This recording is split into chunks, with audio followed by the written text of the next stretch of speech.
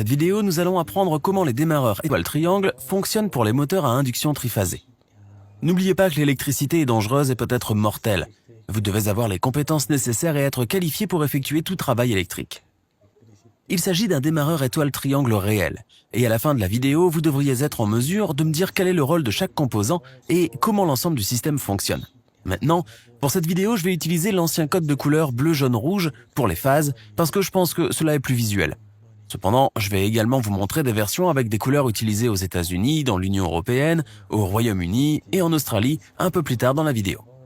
Les moteurs triphasés sont utilisés dans presque tous les bâtiments commerciaux et industriels. À l'intérieur d'un moteur à induction triphasée, nous avons 3 bobines séparées qui sont utilisées pour produire un champ magnétique rotatif. Lorsque nous transmettons un courant alternatif à travers chaque bobine, celles-ci produisent un champ magnétique qui change d'intensité ainsi que de polarité lorsque les électrons changent de direction. Mais si nous devions connecter chaque bobine à une phase différente, les électrons de chaque phase changeraient de direction entre l'avant et l'arrière à des moments différents par rapport aux autres phases.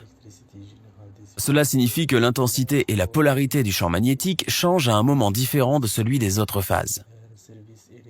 Pour distribuer ce champ magnétique, nous devons faire tourner les bobines à 120 degrés pour la dernière phase, puis les combiner dans le stator du moteur pour produire le champ magnétique rotatif. Ce champ magnétique rotatif fera tourner le rotor que nous utiliserons pour entraîner un ventilateur, une pompe, etc. Sur le dessus ou parfois sur le côté du moteur, nous avons un boîtier pour les bornes électriques. Je vais simplement déplacer ce boîtier ici pour la rendre plus facile à voir. À l'intérieur de ce boîtier électrique, nous avons 6 bornes. Chaque borne a une lettre et un chiffre correspondant. Nous avons U1, V1, W1 et W2, U2, V2. Nous avons notre bobine de phase 1 connectée aux 2 bornes U. Nous avons ensuite la bobine de phase 2 connectée aux 2 bornes V et la bobine de phase 3 connectée aux 2 bornes W. Voici un exemple réel de boîtier pour bornes électriques de moteur à induction. Je vais tester votre compréhension de ceci un peu plus tard dans cette vidéo. Notez que les bornes de la bobine sont dans une disposition différente entre la partie supérieure à la partie inférieure. Nous verrons pourquoi dans un instant. Nous apportons maintenant l'alimentation triphasée et les connectons à leurs bornes respectives. Nous raccordons toujours le côté alimentation aux bornes U1, V1 et W1. Maintenant, pour que le moteur fonctionne, nous devons terminer le circuit. Il y a 2 façons de le faire. La première méthode est la configuration delta. Pour cela, nous connectons les bornes de U1 à W2, V1 à U2 et W1 à V2. Cela nous donnera notre configuration delta. Lorsque nous transmettons un courant à travers les phases, nous voyons que l'électricité circule d'une phase à l'autre lorsque la direction de l'alimentation s'inverse à un moment différent dans chaque phase. C'est pourquoi nous avons les terminaux à des arrangements différents, parce que nous pouvons se connecter à travers et permettre à l'électricité de circuler entre les phases, tandis que les électrons inversent la direction à des moments différents. Au fait, si vous voulez en savoir plus sur le fonctionnement de l'électricité triphasée, nous l'avons détaillé dans nos vidéos précédentes. Allez les voir, les liens sont dans la description de la vidéo ci-dessous. L'autre façon de connecter les bornes est d'utiliser la configuration en étoile. Dans cette méthode, nous connectons entre W2, U2 et V2 sur un seul côté des bornes du moteur. Cela nous donnera notre conception en étoile. Maintenant, lorsque nous transmettons le courant AC à travers les bobines, nous voyons que les électrons sont partagés entre les phases aux bornes. Alors, en regardant de nouveau cette photo de l'exemple réel des bornes de moteur, pouvez-vous me dire quelle méthode est utilisée? 3, 2, 1, correct, il s'agit d'une configuration delta.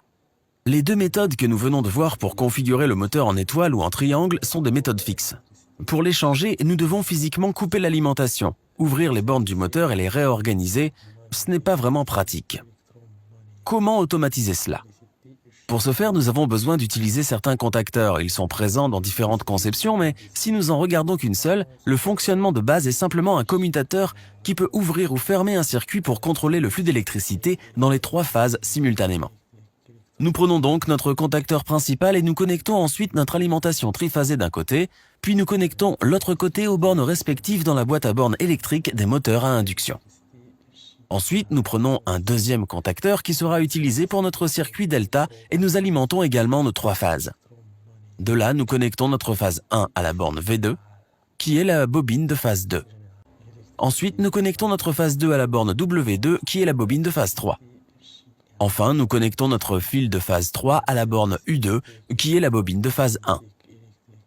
Maintenant, nous prenons un autre contacteur qui sera utilisé pour notre circuit étoile et nous connectons notre alimentation triphasée à celui-ci. En haut, nous connectons simplement les 3 phases. Je vais simplement retirer le boîtier des contacteurs pour voir ce qui se passe à l'intérieur. Nous commençons par la configuration en étoile. Et pour ce faire, nous activons les bornes du contacteur principal et du contacteur en étoile afin qu'elles se ferment pour fermer le circuit. Maintenant, lorsque l'électricité circule à travers le circuit, l'électricité passe à travers chaque phase et bobine, puis à travers les bobines du moteur et dans le contacteur en étoile où le chemin des électrons est partagé. Cela leur permet d'aller et de sortir d'une autre phase lorsque la direction de chaque phase change. Cette méthode de connexion en étoile s'exécute pendant quelques secondes avant de passer au mode delta. Pour la connexion delta, nous déconnectons le contacteur en étoile puis nous fermons la connexion delta. Tout cela se produit très rapidement. Maintenant, nous avons l'électricité qui circule et qui divise la direction. Elle passe à la fois dans le contacteur principal et dans le contacteur delta. L'électricité dans le chemin du contacteur principal passe dans les bobines du moteur et l'électricité qui a pris le chemin du contacteur delta passe vers le côté opposé des bornes du moteur. Chacun d'eux passe ensuite d'une phase à l'autre en inversant la direction. Pour contrôler le passage des contacteurs étoile à delta, il suffit d'utiliser une minuterie pour contrôler ce passage. Il modifie automatiquement la configuration après un délai défini. En outre, il existe des versions plus avancées qui surveillent l'intensité ou la vitesse du moteur. Si vous êtes aux États-Unis, vous pourriez trouver ces couleurs utilisées.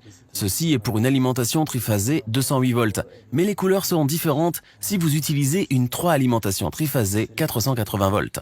Au Royaume-Uni, en Europe et en Australie, vous trouverez ces couleurs utilisées pour les phases. Si vous êtes au Royaume-Uni, vous allez probablement encore trouver des versions avec les couleurs rouge, jaune et bleu utilisées.